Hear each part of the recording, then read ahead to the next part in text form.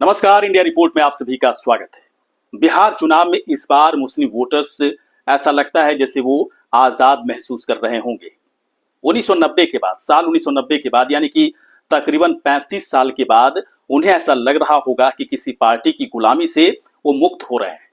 ऐसा इसलिए कहा जा रहा है, कई जानकारों से बातचीत करने के बाद इंडिया रिपोर्ट की तरफ से जो नतीजा निकालने की कोशिश हुई है, उसमें इस तरह के संकेत मिलते दिख रहे हैं कि भारी संख्या में, बड़ी तादाद में मुस्लिम वोटर्स का एक ऐतिहासिक पलायन इस बार के विधानसभा चुनाव में दिखेगा और आरजेडी को इससे बहुत बड़ा नुकसान होने वाला है।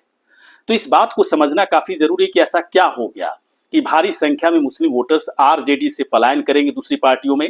तो इसके पीछे की वजह है दो बड़ी पार्टी, और वो है एआईएमआईएम और जनसुराज। इनके उदय से मुस्लिम वोटर्स के पास बेहतर विकल्प मिलता दिख रहा है आरजेडी से। और एक विकल्प को और भी जोड़ दें, कांग्रेस का, तो 3 बेहतर विकल्प इस वक्त मुस्लिम वोटर्स के पास है। और उन्हें ऐसा लगता है कि बहुत हो गया, 35 साल तक एक पार्टी को वोट देते रहे, कोई फायदा हुआ नहीं, उनके हक और अधिकार की लड़ाई लड़ने के लिए वो तैयार नहीं है।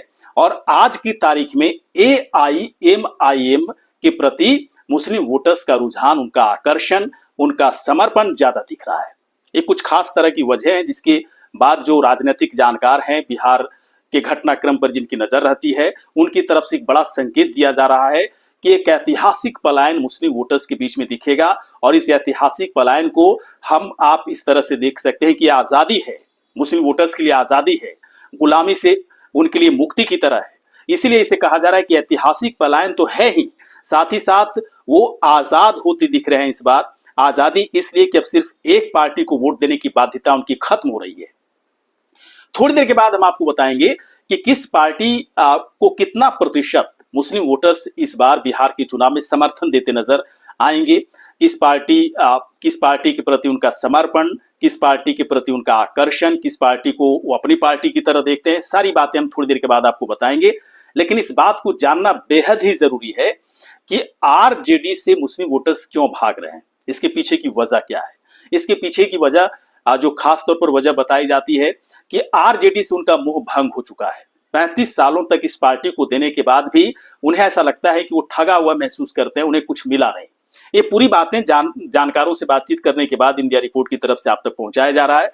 दूसरी जो बड़ी वजह मुस्लिम वोटर्स को ऐसा लगता है कि जो आरजेडी के जो इस वक्त नेता हैं तेजस्वी यादव, जो जिनके नेतृत्व में पूरा चुनाव लड़ा जा रहा है, उनके नेतृत्व से, तेजस्वी यादव के नेतृत्व से मुस्लिम वोटर्स प्रभावित नहीं हो रहे हैं। उन्हें ऐसा लगता है कि उनसे बेहतर ओवैसी हैं, ओवैसी की बातों से वो प्रभावित होते हैं। एक बड़े नेता हैं और तेजस्वी यादव और ओवैसी के बीच में कोई अंतर ही नहीं है, सीधे है ना 10 और 100 का अंतर उन्हें दिखाई देता है। इसलिए उन्हें लगता है कि हमारे धर्म के बीच में ही अगर कोई इतना बड़ा नेता है तो फिर हम तेजस्वी यादव के नेतृत्व से कैसे प्रभावित हो सकते हैं। लालू प्रसाद यादव से थे, लेकिन जब तक थे तब तक थे। अब लालू प्रसाद यादव सक्रिय राजनीति से दूर हो चुके हैं, तो लालू प्रसाद यादव की अपील का भी प्रभाव मुस्लिम वोटर्स के ऊपर बहुत कम पड़ता दिख रहा है।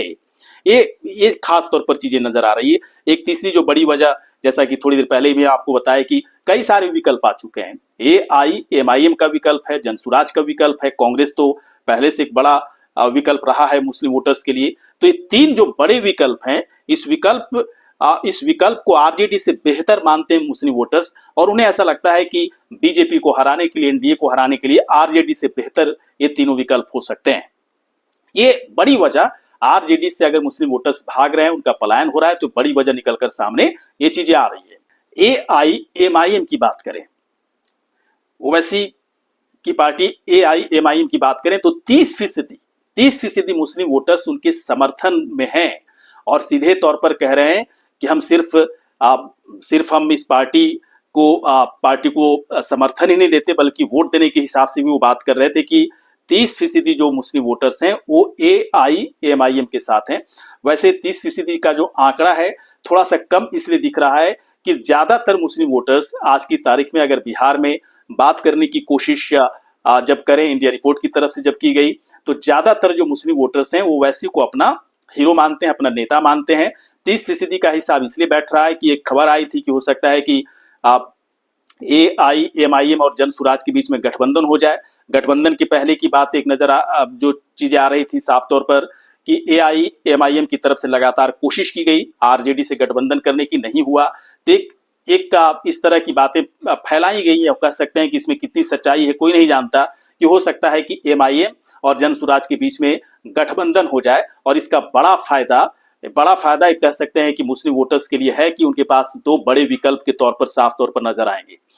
अब एक बात को समझना जरूरी है कि AIMIM यानी जिसे 30% समर्थन दिया जा रहा है, समर्थन देने के पीछे की वजह क्या है? जो पहली वजह है कि मुस्लिमों के मुद्दों पर बहुत ही प्रभावशाली ढंग से, है ना, प्रभावशाली ढंग से उनके मुद्दों को रखा जाता है।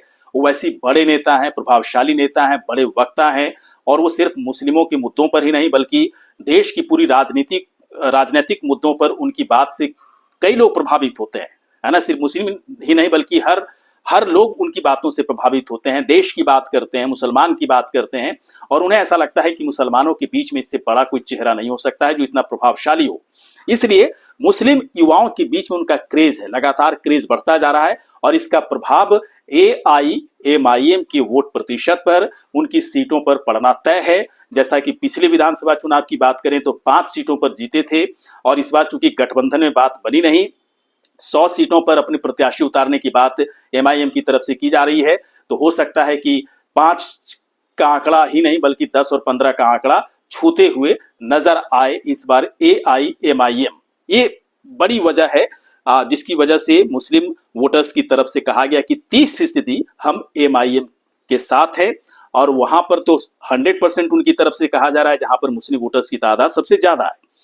अब दूसरी पार्टी जन सुराज की बात करते हैं। जन सुराज को समर्थन काफी बेहतरीन यहां पर नतीजा दिख रहा है। 25% मुस्लिम वोटर्स ने कहा कि हम जन सुराज को समर्थन देंगे। हालांकि उसमें उन्होंने शर्त भी रखी कि उनके अगर मुस्लिम उम्मीदवारों अगर उनकी तरफ से उतारे जाते हैं तो उनका समर्थन मिलेगा, ये शर्त उनकी तरफ से है। साथ ही साथ उन्होंने कहा कि अगर गठबंधन होता है जन सुराज और MIM के बीच में, तब भी जहां पर जन सुराज के प्रत्याशी रहेंगे वहां पर उनका समर्थन मिलेगा। लेकिन गठबंधन की बात अगर थोड़ी देर के लिए हटा भी दी जाए, अगर ये माना जाए कि सिर्फ जन सुराज की तरफ से मुस्लिम उम्मीदवार खड़े किए गए हैं, तो पूरा का पूरा समर्थन मुस्लिम वोटर्स की तरफ से जन सुराज को मिलता दिख रहा है, और इसका जो आंकड़ा दिख रहा है वो बहुत ही बड़ा आंकड़ा है, 25% समर्थन मिलता दिख रहा है। और भी जो वजह निकलकर सामने आ रही है कि जन सुराज को समर्थन क्यों दिया जाएगा, तो PK की बातों से प्रभावित हो रहे हैं, RJD से बेहतर विकल्प मानते हैं जन सुराज को मुस्लिम वोटर्स, और जो बेहतरी का जो वादा प्रशांत किशोर की तरफ से किया जा रहा है, साथ ही साथ प्रशांत किशोर की तरफ से एक वादा किया गया कि 70 से अधिक मुस्लिम उम्मीदवारों को मैदान में उतारेंगे। इसका बड़ा प्रभाव मुस्लिम वोटर्स के ऊपर पड़ा है, और उन्हें ऐसा लगता है कि RJD से बेहतर ये विकल्प है, और इसीलिए जानकारों की तरफ से दावा किया जा रहा है कि ऐतिहासिक पलायन होने के संकेत है इस बार के बिहार चुनाव में मुस्लिम वोटर्स की तरफ से। जो तीसरा विकल्प है वो है कांग्रेस का। हालांकि ये पुराना विकल्प है मुस्लिम वोटर्स के लिए, कोई नया विकल्प के तौर पर नहीं है, लेकिन अभी भी कांग्रेस के साथ मुस्लिम वोटर्स की बड़ी संख्या अभी भी समर्थन देती रही है, अभी भी देने के लिए तैयार है, और तकरीबन 20% समर्थन मुस्लिम वोटर्स की तरफ से इस चुनाव में भी लोग देते नजर आ सकते हैं। इस तरह के संकेत मिल रहे हैं। जो बड़ी वजह है उनकी तरफ से जो कहा गया कि राहुल गांधी ज्यादा तेज तर्रार हैं, ज्यादा एक्टिव हैं मुस्लिम के मुद्दों को उठाने के लिए, और तेजस्वी यादव से राहुल गांधी की जो पसंदीदा एक तरह से जो पैरामीटर है वो मुस्लिम वोटर्स में ज्यादा है। इसके बाद एक कोर वोटर्स के तौर पर भी मुस्लिम को माना जाता है, कांग्रेस के लिए भी एक बड़ी वजह है। और साथ ही साथ कांग्रेस पार्टी में कई बड़े मुस्लिम नेता हैं जिनका प्रभाव भी मुस्लिम वोटर्स के ऊपर पड़ता है।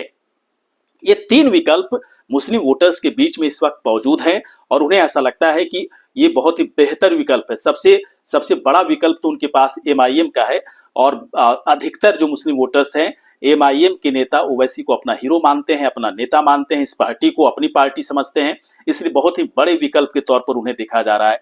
एक जो 10% जो मुस्लिम वोटर्स का जो चंक रह गया वो अन्य के खाते में जाएगा। अन्य के खाते में कौन हो सकते हैं, तो NDA है जिसमें कि जनता दल यूनाइटेड को वोट जा सकता है 3 से 4%। BJP को वोट बहुत ही कम जाता है मुस्लिम वोटर्स की तरफ से, BSP को वोट जाता है, लेकिन वहीं पर जाता है जहां पर दलित वोटर्स का समीकरण बेहतर हो, वहां पर जीतने की संभावना उनकी बनी रहती है। तो 10% ऐसे मुस्लिम वोटर्स हैं जो इस तरह के फैक्टर पर वो उनका वोट जाएगा।